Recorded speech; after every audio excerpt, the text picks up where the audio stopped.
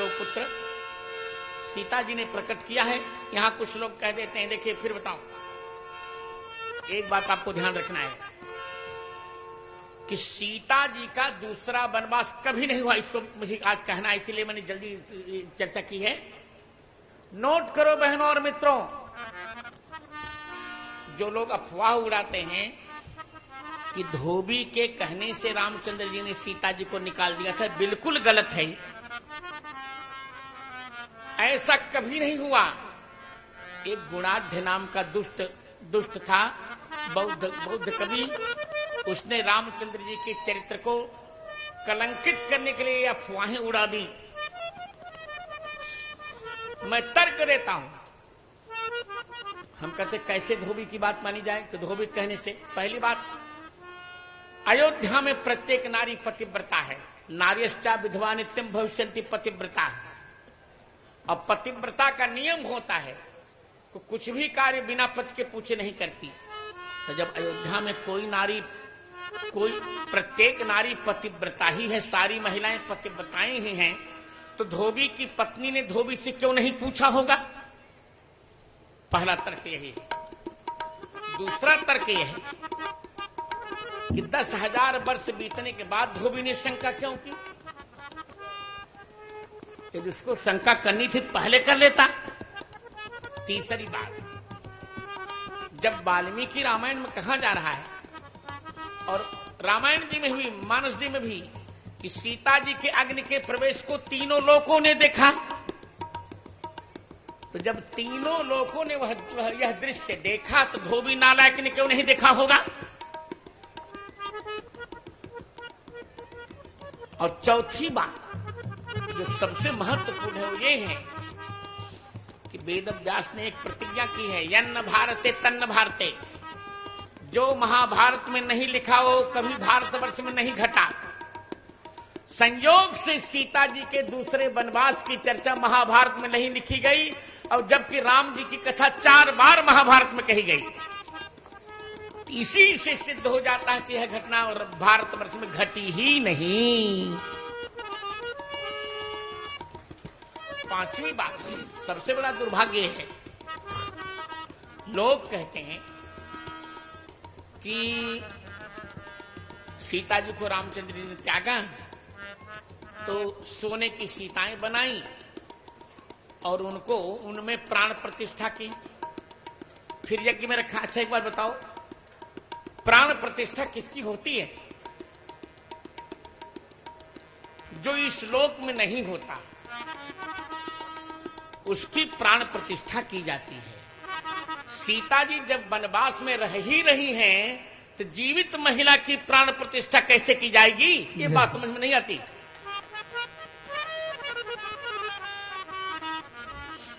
कितनी विचित्र बात है, सोचिए।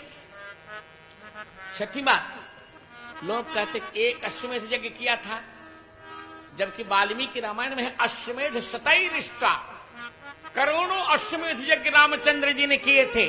और रामायण में भी कोटिन बाजी मेध प्रभु कीन्हे, दान अनेक द्विजन कह दीन। इसलिए करोड़ों अश्वमेध यज्ञ रामचंद्र जी ने किए थे।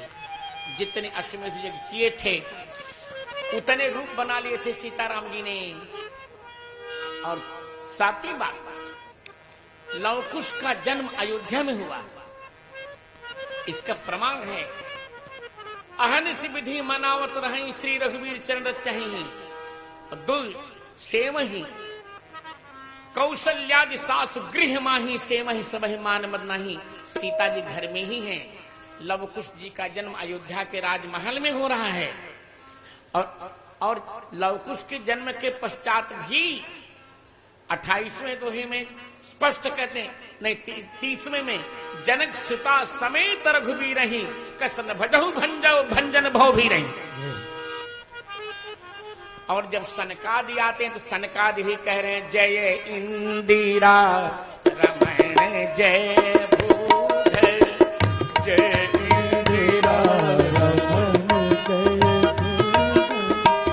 जय इंदिरा रमण जय भूधर,